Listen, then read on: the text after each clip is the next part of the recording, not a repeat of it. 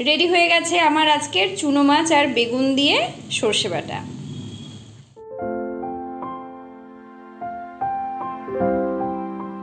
Hello everyone, good morning to all.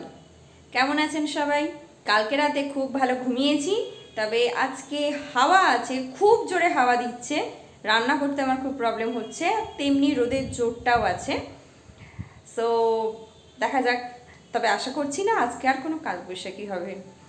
চলুন আজকের ব্লগটা অনেক লেট থেকে শুরু করছি, নিয়ার অ্যাবাউট 10:30 বাজে। সকাল থেকে প্রচুর কাজ ছিল, সমস্ত কাজকে মোটামুটি একটা জায়গায় সেট করে নিয়ে ব্লগটা শুরু করলাম। যদি ব্লগের কিছু ভালো লাগে তাহলে তো অবশ্যই সঙ্গে থাকবেন। আমার ভীষণ সিম্পল লাইফস্টাইল, যারা পিয়াকে ভালোবাসেন, যারা মহারানী মহারাজার চ্যানেলকে ভালোবাসেন, আর যারা আননোন অবশ্যই তাদের ভালো লাগবে একটা নর্মাল লাইফস্টাইল দেখতে। যদি ভালো লাগে তাহলে কিন্তু চ্যানেলটা সাবস্ক্রাইব করে দিয়ে একটু ভিডিওগুলো দেখবেন, এটা আপনাদের কাছে একান্ত অনুরোধ। আগের দিন চুনো মাছটা আলু দিয়ে করেছিলাম বাটি চচ্চড়ি, আজকে চুনো মাছটা আমি বেগুন দিয়ে বানাবো। কিভাবে বানাচ্ছি আপনাদের সঙ্গে শেয়ার করব। একটু নুন আর হলুদ দিয়ে বেগুনটা মাখিয়ে রাখলাম যাতে অপ্রয়োজনীয় জলটা বেরিয়ে যায়। আজকে আমি এরকম লোহার কড়াতেই বেগুন দিয়ে চচ্চড়িটা বানাবো। নুন হলুদ মাখানো মাছটা আগে হালকা করে ভেজে নেব। মাছের প্রিপারেশনে সর্ষের তেলই সবথেকে বেশি ভালো লাগে, কিন্তু আমি যেহেতু সর্ষের তেলটা খুব প্রয়োজনে না পড়লে করি না, এভরিডে রান্না আমি রাইস ব্রানিং করি, আমি রাইস ব্রানিং করছি আজকে রান্নাটা। তেলটা অনেকটাই মাছ ভাজার পরে ছিল, আমি জাস্ট 1 পলা তেল অ্যাড করেছি, একটু কালো জিরে ফোড়ন দিয়েছি, মাছ ভাজাটা করে নিয়েছি, এরকম হালকা করে মাছটা ভেজেছি দেখুন। এখন আমি পেঁয়াজ কুচিটা তুলে দেব।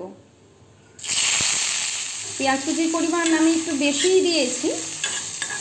আমি বেশি দেওয়ার একটা কারণ আছে, কারণ এটা আমাদের নিজস্ব জমিতে ফলানো পেঁয়াজ, দেশের বাড়ি থেকে এসেছে, সেই কারণে এখন যে কোনো খাবারই একটু পেঁয়াজও বেশি করে দিচ্ছি, কারণ যখন কিনতে হবে তখন তো আবার পেঁয়াজের দামের জন্য অত করে পেঁয়াজ আলু কিনতে পারি না।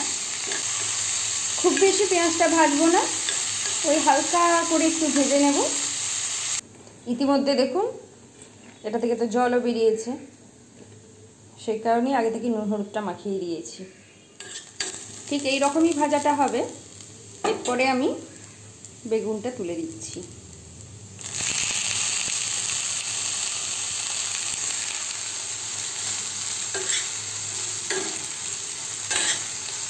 ওই 1 মিনিটের মতো একটু নাড়াচাড়া করে নেব মিডিয়াম ফ্লেমে, তারপরে এটা আমি চাপা দেব সেদ্ধ হওয়ার জন্য। আগে থেকেই মাছে আর বেগুনে তো আমার নুন মাখানো ছিল, তাই ব্যালেন্সটা ঠিক রেখে একটু নুন দিয়ে দিচ্ছি। ফ্লেমটাকে মিডিয়াম লোতে রেখে আমি এবার চাপা দিয়ে দিলাম, এটা এখানে হতে থাক। ঠিক ততক্ষণে আমি কালকের এই এতটুকুই খিচুড়ি বেড়েছিল, কি করব, এটা একটু টিফিন করে নিচ্ছি, একটু মাছ ভাজা দিয়ে আর একটু পেঁয়াজ কুচি রেখেছিলাম সেটা দিয়ে।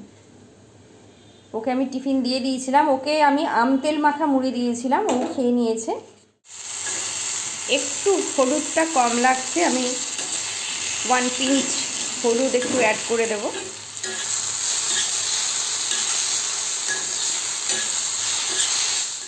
এখন আমি ভাজা মাছটা তুলে দিচ্ছি।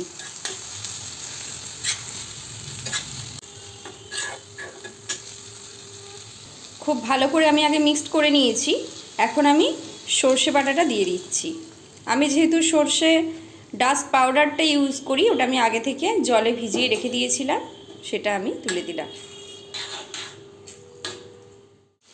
পুরো জলটা শুকিয়ে গেছে।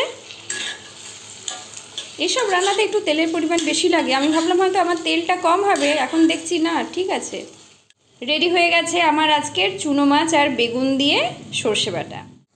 তার আগে আমি আপনাদের সঙ্গে একটা টিপস শেয়ার করছি, অনেকেই হয়তো জানেন কিন্তু আমি জানি বলে আমি একটু শেয়ার করে নিচ্ছি। আজ থেকে ধরুন 1-1.5 বছর আগে আমার একজন খুব কাছের বান্ধবী আমায় বলেছিল, যেহেতু আমার হিমোগ্লোবিন কম সেই কারণে ও আমায় বলেছিল যে একটা লোহার কড়া কিনে সেখানে এখন থেকে রান্নাবান্না করে খা, লোহার কড়াতে রান্না করে খেলে নাকি হিমোগ্লোবিনের প্রবলেম সলভ হয়ে যায়। ওকে আবার কোনো গাইনোর ডাক্তার সাজেস্ট করেছে। তো তখন আমার কেনা হয়ে ওঠেনি। এটা যে আমি রান্নার পারপাসে কিনেছি সেটা কিন্তু নয়, এটা আমি কিনেছি ওই মাছ ভাজা, দেখবেন অল্প তেলে মাছ ভাজলে মাছ প্রচণ্ড তেল টেনে নেয়, সেই কারণে আমি এই কড়ার মধ্যে তেল দিয়ে আমি ভাজাভুজি করি, সেটাকে রেখে দিই। একদম যখন তেল কমে আসে সেটা দিয়ে আমি এই ধরনের কোনো আইটেম বা চচ্চড়ি এসব কিছু বানিয়ে নিই, সেটা খুব টেস্টফুলও হয়। তো আজ আমি এই রান্নাটা এখানে করলাম। একদিন করে এসব কিছু হবে না আমি জানি, তাও আপনাদের সঙ্গে শেয়ার করলাম। যাদের আমারই মতো হিমোগ্লোবিনের প্রবলেম আছে, ইন ফিউচার সমস্যা হতে পারে, তারা লোহার কড়াতে রান্না করে দেখতে পারেন। আমার জন্য সেটা ইম্পসিবল, বিকজ অফ আমার যেহেতু আবার আলাদা করে মেড নেই, আমাকে এইসব নিজে নিজেই মাঝামাঝি করতে হয়। কেমন হয়েছে অবশ্যই কমেন্ট করে জানাবেন রান্নাটা। যদি রান্নাটা ভালো লাগে সেটাও জানাবেন, আর যদি কারো রান্নাটা অপছন্দ হয় তারাও মোটামুটি গালিগালাজ করে কিছু একটা জানিয়ে দেবেন। আড়াইটে এখন দুজনেই লাঞ্চে বসে গেছি। লাঞ্চের আইটেম আজকে ভীষণ হালকা ফুলকা আছে। চলো, এটা একটা নতুন আইটেম, এটা আগে তুমি খেয়েছো, আজ কেমন হয়েছে সেটা কিন্তু বলো। আর দইটা পরে দিচ্ছি। 4টে বাজে, এবার জাস্ট শুতে এলাম। বাইরে প্রচণ্ড হাওয়া দিচ্ছে, মানে পর্দা অবধি উড়ে যাচ্ছে। চোখে আলো লাগে বলে জানলাটা বন্ধ করে পর্দা দিয়েছি, প্রচণ্ড উঠছে। যাক, আজকে খাবারের রিভিউ আমি নিজেই দেব। মৌরলা মাছ বা চুনো মাছ আমার ছোটো থেকে বরাবরই ভীষণ প্রিয়। আলু দিয়ে বাটি চচ্চড়িও একরকম খেতে লাগে, বেগুন দিয়ে চচ্চড়ি বানালে অন্যরকম খেতে লাগে। দুটোই আপনারা ট্রাই করবেন, দুটো রেসিপি আমি আপনাদের সঙ্গে শেয়ার করেছি সেই কারণে। তবে মাই ফেভারিট বেগুন দিয়ে চচ্চড়ি, যেহেতু বেগুন আমি ভালোবাসি খেতে। মহারাজা আগে বেগুন খেত না, কিন্তু বেগুন দিয়ে চচ্চড়ি আজকে ওরও ভীষণ ভালো লেগেছে। গরম ভাতের সাথে সত্যিই খেতে ভীষণ ভালো লাগে, যদিও আমাদের ভাতটা ঠান্ডা হয়ে গিয়েছিল, মানে ওটা দিয়েই পুরো ভাত খেয়ে নিয়েছি আজ, যেহেতু অন্য কোনো সবজি আমি বানাইনি।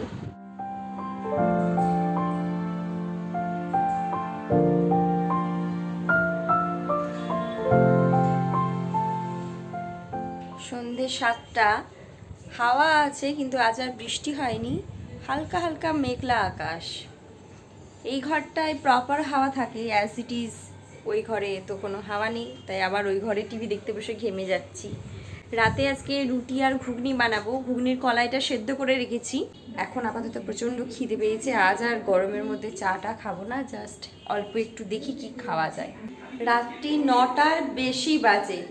মহারাজা কালকে তো টমেটোটা কিনে নিয়ে আসেনি, এখনও বাড়ি ফেরেনি। আমি ভেবেছিলাম বাজারের জন্য একটু নিচে নামবো, ফ্রিজে কোনো সবজি নেই, এখনও তার ফিরতে মিনিমাম 15 থেকে 20 মিনিট। টমেটোটা না থাকার জন্য আমি ঘুগনিটা বসাতেও পারছি না। রুটি টুটি করে নিয়েছি কোন 8টার সময়, পুরো ঘেমে গেছিলাম। এতক্ষণে একটু ফ্রেশ হয়ে নিলাম গা ধুয়ে। এবার কি করব, একা একা টাইম কাটছে না। একটা দিদিকে এখন ফোন করিনি, অনেক দিন ফোন করা হয়নি, প্রায় 2 সপ্তাহেরও বেশি ফোন করা হয়নি। রাত্রি 11টা, ডিনারে বসে গেছি। ডিনারটা আগে শেষ করব, তারপরে ছাদে যাব। ঘুগনিটা কেমন হয়েছে তোমাকে আর এখন দেখাবো না, ঠিকঠাক? চলুন, আমিও এবার এসব লোভ আর সামলাতে পারছি না খাবারের, এবার খেতে শুরু করব। যদি আজকের ব্লগে কিছু ভালো লাগে তাহলে ওই একই নিয়ম, চ্যানেলটা সাবস্ক্রাইব করবেন, আর কিছু করুন বা নাই করুন, আর সকলেই ভালো থাকবেন, এটা সবার আগে ইম্পর্টেন্ট। সবাই সুস্থ থাকবেন। Good night.